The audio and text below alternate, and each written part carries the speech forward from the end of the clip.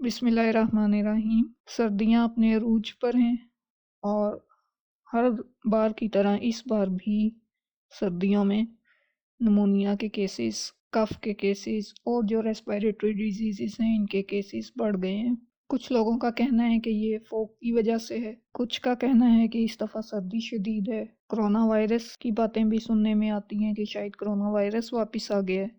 तो इस तरह की बेशुमार वजूहात हैं, लेकिन ये देखा गया है कि सर्दियों के मौसम में दिसंबर में, नवंबर, दिसंबर, जनवरी, फरवरी, इसमें रेस्पिरेटरी डिजीज़ के केसेस बढ़ जाते हैं। वजूहात देखें, इन्फ्लुएंज़ा वायरस की वजह से इन्फ्लुएंज़ा के केसेस ज़्यादा हो जाते हैं। कोरोना वायरस भी बीच में सर्कुलेट कर रहा है। स्ट्रेप्टोकोकस नमूनिया जो नमूनिया कॉज करता है, ये भी जिनकी इम्यूनिटी कम होती है उनके ऊपर इसके चांसेस ज़्यादा होते हैं, रिस्क ज़्यादा होता है कि ये वायरसेस उनको अटैक करें। और सर्दियों में क्योंकि वैसे ही ठंडी हवाएं चल रही होती हैं, कोल्ड, कफ, फीवर ज़्यादा कॉमन होते हैं और इसके बाद इन वायरसेस को मौका मिल जाता है इम्यूनिटी कमज़ोर होने की वजह से, और ये ख़ास तौर से बच्चों पर और बुज़ुर्गों पर ज़्यादा इनका असर नज़र आता है।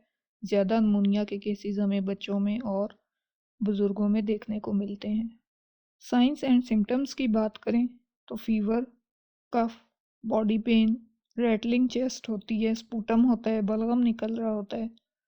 अगर शुरू में ट्रीटमेंट करवा लिया जाए तो बेहतर, ट्रीटमेंट ना लिया जाए, ध्यान ना दिया जाए तो फिर थूक के साथ ब्लड आ सकता है। चेस्ट की कॉम्प्लिकेशंस में इजाफा हो जाता है, चेस्ट पेन शुरू हो जाते हैं, बॉडी पेन ज़्यादा हो जाते हैं और फिर नमूनिया का केस और पानी पड़ने का केस सामने आता है, फेफड़ों में पानी पड़ने का केस, प्लूरसी।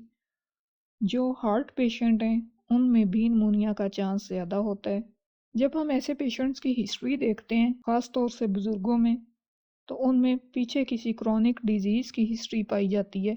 क्रॉनिक डिजीज़ की हिस्ट्री होने की वजह से इनकी इम्यूनिटी कम हो जाती है और इसी तरह से बच्चों में क्योंकि इम्यूनिटी कम होती है तो इन दोनों में फिर नमूनिया के चांसेस और दीगर रेस्पिरेटरी डिजीज़ के चांसेस, इन्फेक्शंस के चांसेस इस मौसम में बढ़े हुए होते हैं। जो कॉमन टेस्ट करवाए जाते हैं या जो कॉमन टेस्ट जिनकी मदद से हेल्प ली जाती है, इनमें एक्सरे चेस्ट शामिल है, सीबीसी शामिल है, कंप्लीट ब्लड पिक्चर करवाई जाती है। इन्फेक्शन की वजह से वाइट ब्लड सेल्स इंक्रीज हुए हुए होते हैं। फिर अगर ज़रूरत पड़े तो सीटी स्कैन करवा लिया जाता है, स्पूटम कल्चर करवाया जाता है ताकि पता चल सके कि कौन सा वायरस है, कौन सी या कोई बैक्टीरिया है जिस वजह से इन्फेक्शन हुआ है। नमूनिया की टाइप्स देखें तो नॉर्मली इसकी दो टाइप्स हैं।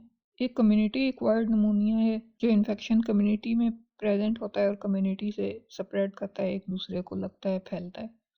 और दूसरा हॉस्पिटल एक्वायर्ड नमूनिया होता है और ये उन लोगों को इफ़ेक्ट करता है जो हॉस्पिटल में किसी से मिलने जाते हैं, तीमारदारी करते हैं या एडमिटेड पेशेंट्स में ये नमूनिया सामने आता है। दोनों की ट्रीटमेंट्स अकॉर्डिंग टू सिम्टम्स की जाएँ। होम्योपैथिक में जब हम देखते हैं तो अकॉर्डिंग टू सिम्टम्स जब इनकी ट्रीटमेंट की जाए तो हमें अच्छे रिजल्ट्स मिलते हैं और नमूनिया की हर स्टेज पे होम्योपैथिक मेडिसिन इफ़ेक्टिव साबित होती है। बेहतर होता है कि शुरू में ही ट्रीटमेंट करवा लिया जाए और कॉम्प्लिकेशंस में ना पड़ा जाए। अगर हम होम रेमेडीज़ की बात करें तो जब खांसी, फीवर, बॉडी पेन स्टार्ट हों तो उस टाइम पानी में, नीम गर्म पानी में नमक डाल के उससे गर्गलिंग की जाए, उससे गरारे किए जाएं। गले में पेन जिस तरह आ जाता है तो उसको काफ़ी हद तक रिलीफ मिलता है। अक्सर औकात इस तरह के जो वायरसेस होते हैं या बैक्टीरियाज होते हैं वो इन्फेक्शन गले से शुरू होता है। पहले गले में दर्द स्टार्ट होता है, उसके बाद फीवर और खांसी और बाकी अलामात सामने आती हैं।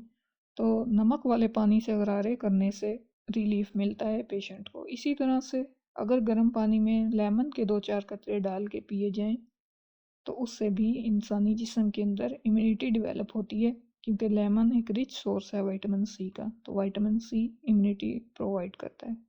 किसी को ये इन्फेक्शन हो जाए या ना हुआ हो, सर्दियों में बेहतर होता है कि कहवे का इस्तेमाल बार बार किया जाए, दिन में कम से कम 2 बार। दालचीनी, सौंफ, अनाब, मुनक्का, इन चीज़ों का कहवा इस्तेमाल करने से बॉडी में न्यूट्रिएंट्स भी पूरे होते हैं और बॉडी का इम्यून सिस्टम भी डेवलप होता है। और जब हम गर्म पानी पीते हैं तो इससे चांसेस वायरस और बैक्टीरिया के सर्वाइवल के कम हो जाते हैं। जिन लोगों को फ्लू हो जाता है या जिन लोगों को खांसी है और निमोनिया की सिम्टम्स आ रही हैं, चेस्ट पेन्स आ रहे हैं, उनको चाहिए कि वो ज़्यादा देर तक गर्म कमरे में ना बैठें, बल्कि फ्रेश एयर उनके लिए बेहतर होती है। ज़्यादा देर तक गर्म कमरे में, बंद कमरे में बैठना हवा में बैक्टीरियाज, वायरस के सर्वाइवल के चांसेस इंक्रीज कर देता है।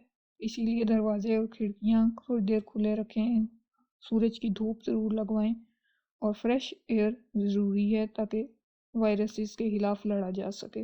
बीइंग अ होम्योपैथिक डॉक्टर, अगर मैं होम्योपैथिक अप्रोच की बात करूं तो होम्योपैथिक में बहुत सी ऐसी मेडिसिन हैं जो एक्यूट फेज से लेके क्रॉनिक फेज तक इफ़ेक्टिव साबित होती हैं। तो अगर टाइमली ट्रीटमेंट करवा लिया जाए तो पेशेंट के रिकवर होने के चांसेस बहुत ज़्यादा हैं।